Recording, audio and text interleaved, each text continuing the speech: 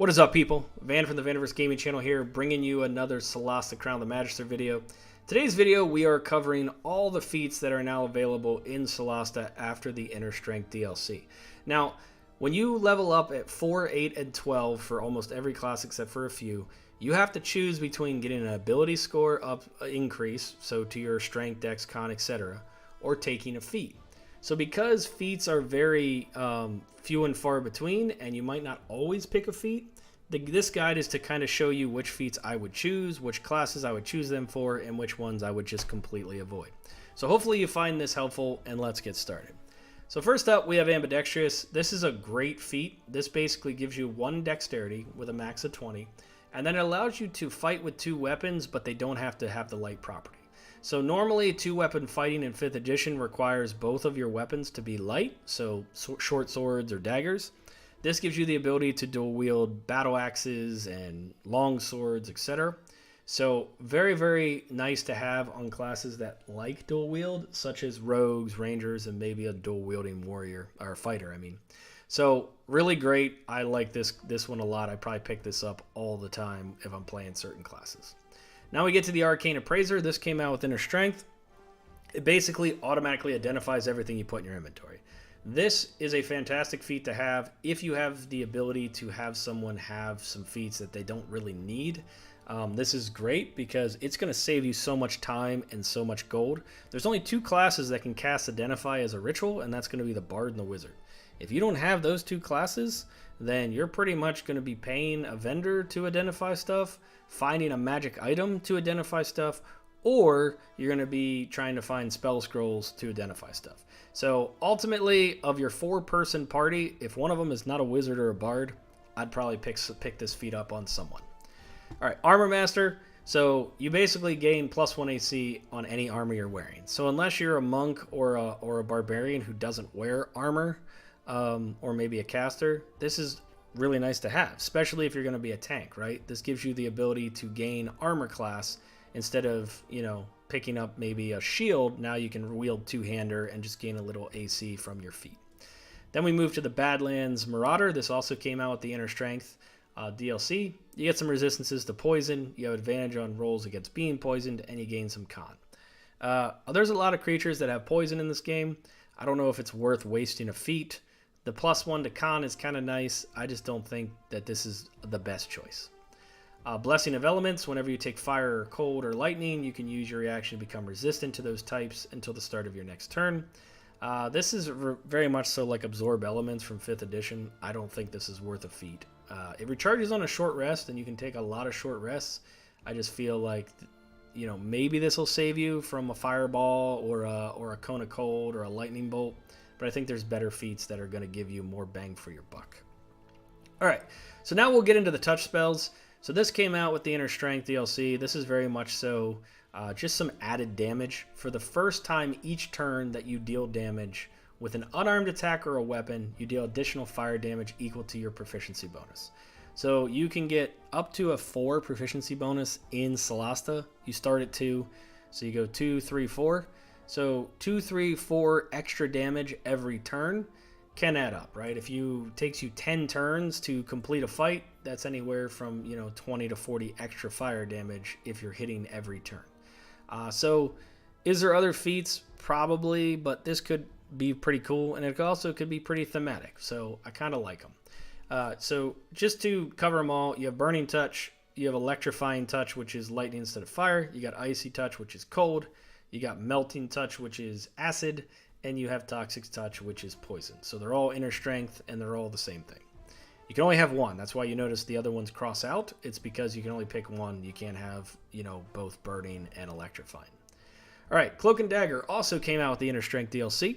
After you hit an enemy with a light weapon, you gain +2 AC until the start of your next turn. So this is really nice to have because if you're a monk or a rogue or someone who does dual wield light weapons, or even a bow wielder like a bard who might use a light crossbow or a short bow, you're basically going to get a +2 AC. So as long as you hit them, you gain a +2 AC, and this happens every turn. So this is really nice to just help boost AC on some of the characters that aren't very AC dependent without armor. So this would work really, really good on a monk, right? You start getting your plus AC, you can really get into some pretty high AC and not even need to wear armor. All the creeds I don't think are worth it. Maybe of any of them, this one would be Creed of Arun, or Arun, Aaron, however you want to say it. It gives you proficiency in con saves, and then it also gives you a +1 in con. So this is really cool if you're a spellcaster, because concentration on spells requires you to make constitution saving throws. So this would be a nice feat if you don't already have proficiency in it. But you also have the flawless concentration that's down below here, which I might pick up as a better choice. But of all these creeds, this is the only one I would choose. The rest, they give you +1 in a certain... +1 in proficiency in a certain ability.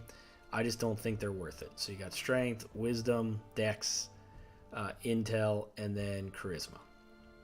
So moving on, daunting push is another one that came in the inner strength. When you successfully shove an enemy, they lose half their movement speed rounded down on their next turn.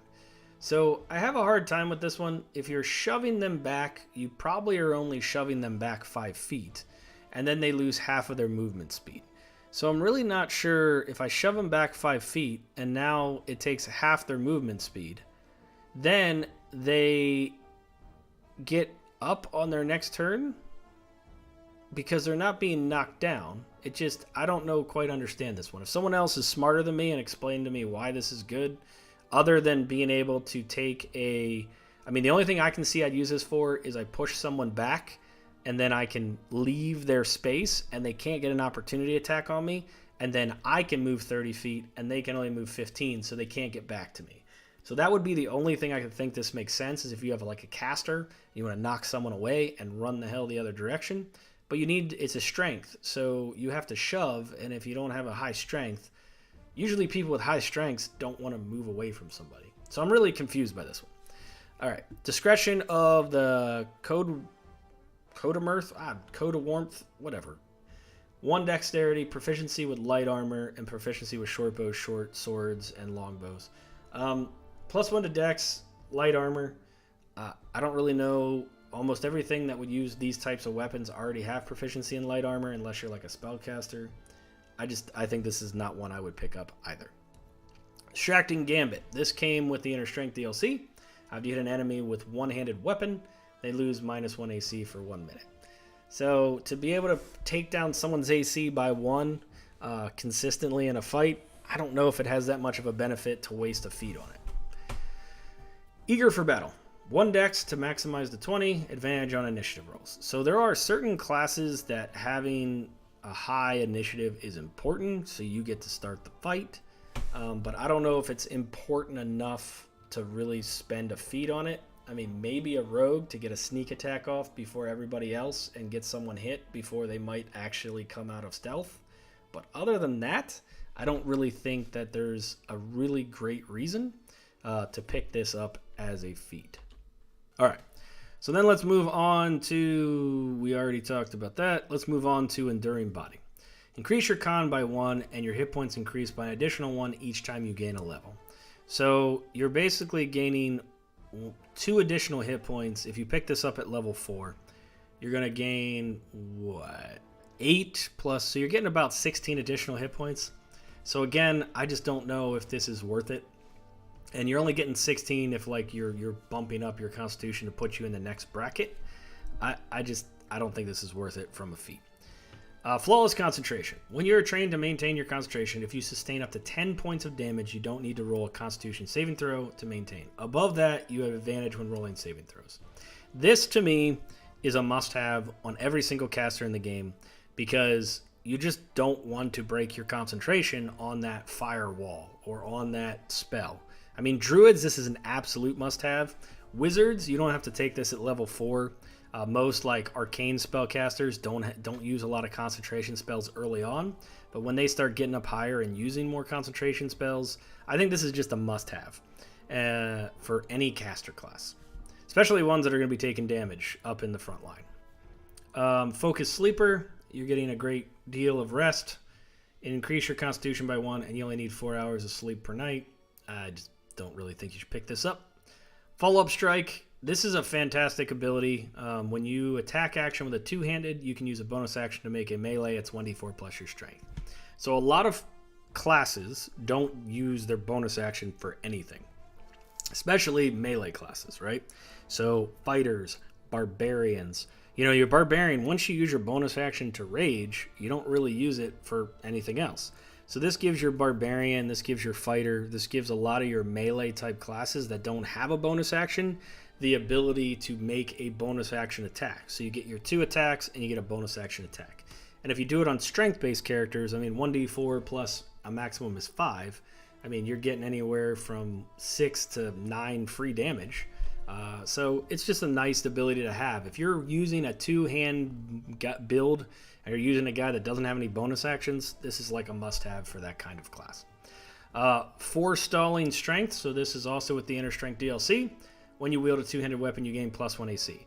So you combine Armor Master with this ability, and you're a 2-handed wielder, you're already going to be getting great AC and doing lots of damage. So I think these two partner very well for that heavy armor or barbarian or just someone who's a frontliner who wants a lot of AC and still wants to be able to use a 2-hander.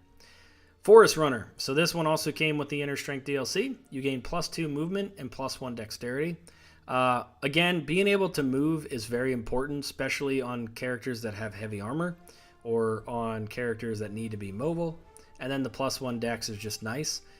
So this is probably, some classes might really benefit from this, like monks, rogues, rangers, maybe even some fighters. But overall, I think there might be better choices.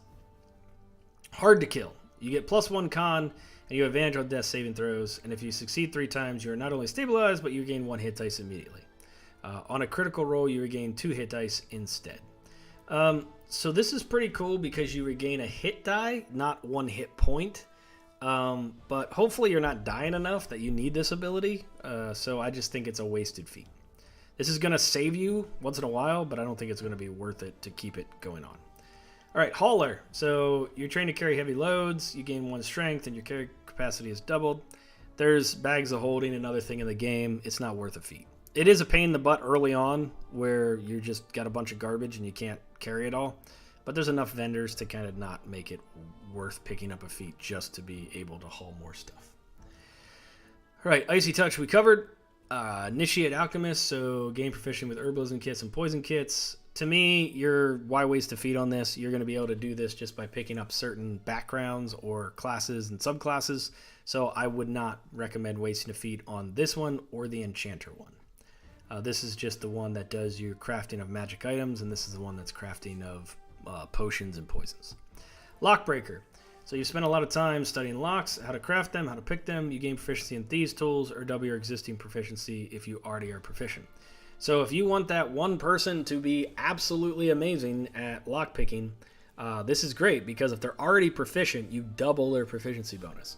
Or if you have someone who's not proficient, you can do this. To me, if you want a class other than a rogue, then just pick up a background, the background that gives you proficiency in thieves' tools and have a high dexterity, and then they'll do just fine. I don't know if you need to pick this up unless thematically you just want to be a guy who can never fail on breaking locks. Manipulator, you can intimidate people. If you already have proficiency, you gain expertise. I just don't think you should waste a feat on this. There's a lot of classes that get this if you want to have that character in your class. Now, if you don't have anybody in your party that's charismatic, then maybe you want to pick this feat up on all your ugly characters.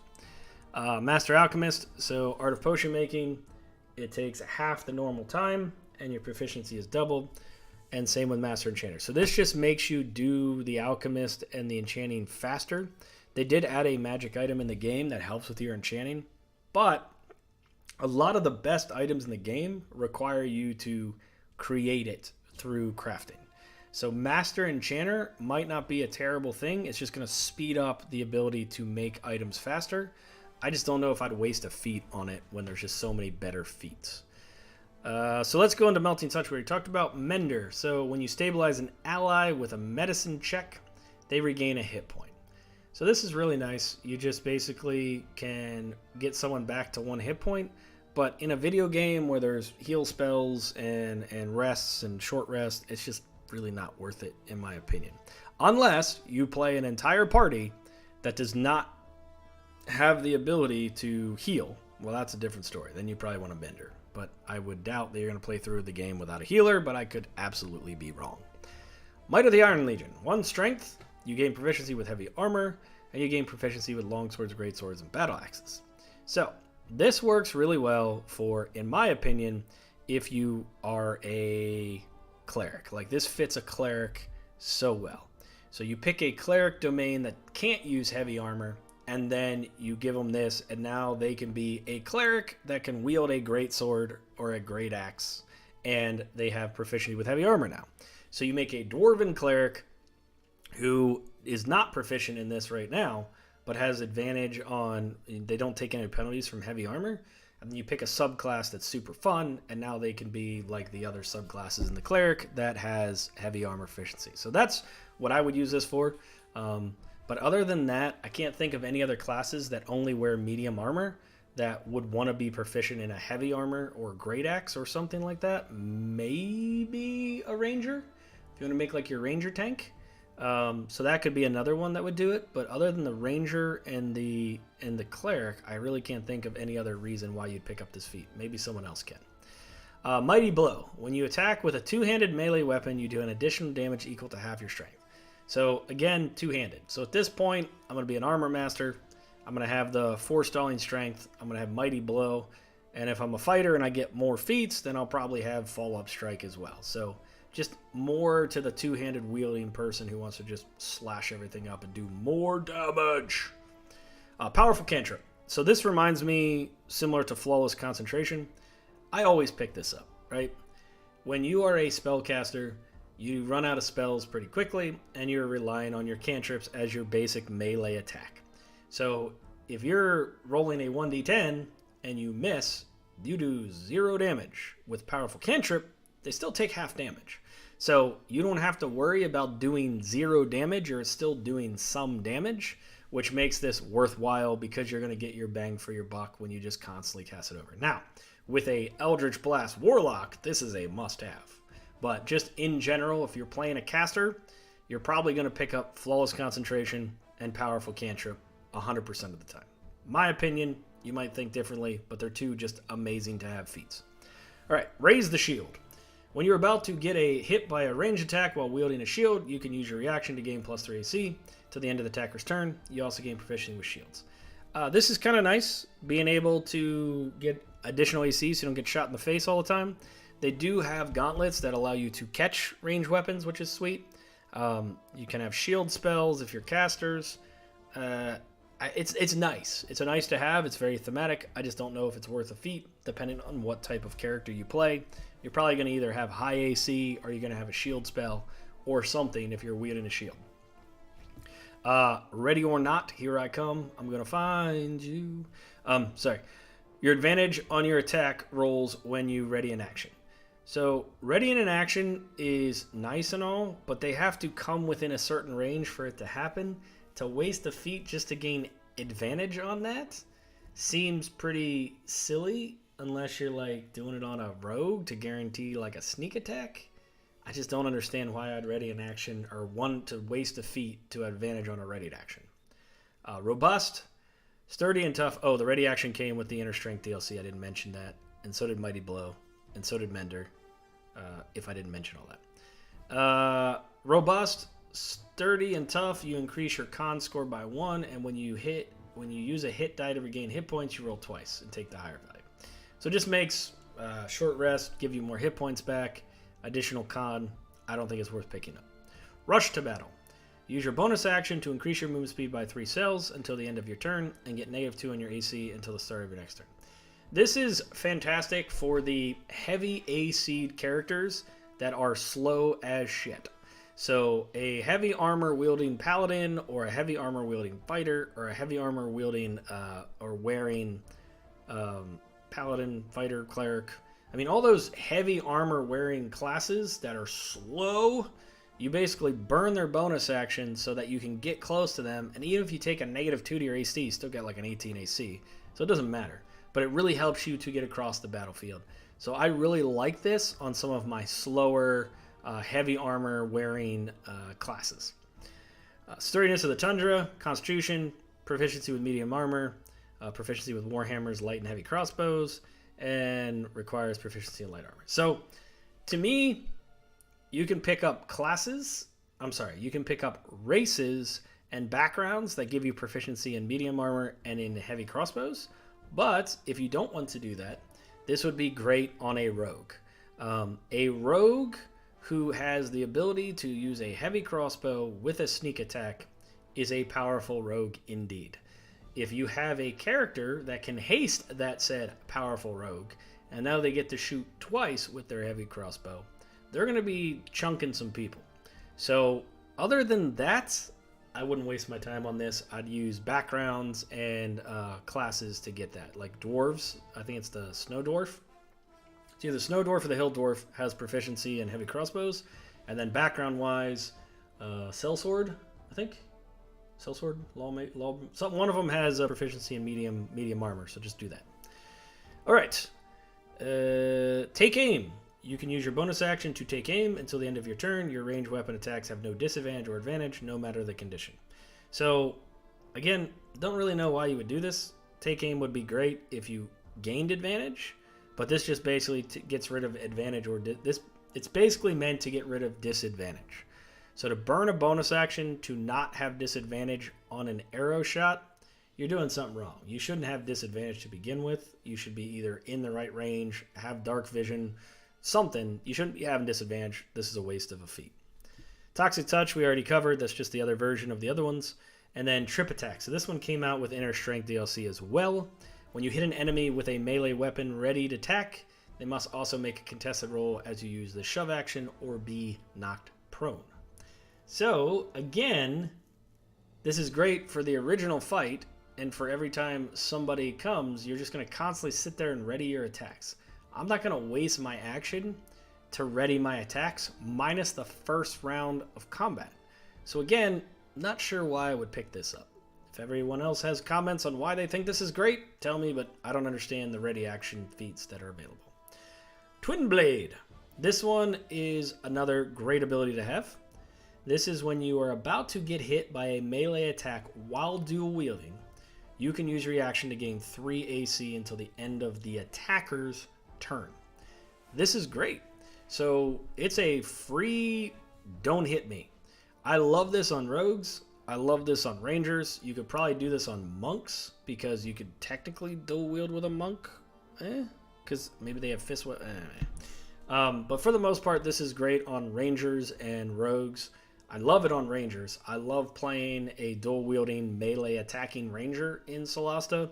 And this is just great because you're going to be up front, you're going to be taking damage, and you can just say, nope, not going to happen. It does use your reaction. This is why I don't probably like it as much on rogues, because I want to use my reaction for other things. So just keep that in mind. You have to use this instead of other reactions. So if they want to take an opportunity attack and you burn your reaction on not getting hit, now you can't get an opportunity attack. So that's the one downside, but I really like this ability. Okay, Uncanny Accuracy. +1 to Dex, you ignore 1/2 and 3/4 cover with your ranged attacks. This is really great if you're going to be playing a ranged character, a ranger, a rogue. I mean, technically, this will work with your Eldritch Blasting Warlock, right? So now you can shoot them, you can do damage to them, and now it doesn't matter where they're standing. They don't get any kind of pluses per wherever they're hiding. So you can pretty much become the guy who rains down ranged attacks from really far away, and you just do crap tons of damage. Not a must-have, but I think combining this with some other abilities and making a bow-based character, this could really come in handy with some of that when it comes from a damage and a hit perspective. So that is it. That is the feats covered. Hopefully you liked this video and all of this was helpful. If there's anything that I misspoke or you thought was better feats than I said, put them in the comments below. I answer all my comments. And stay tuned for all of my videos on Solasta Crown the Magister, as well as other games. This is Van from the VaniverseGaming channel.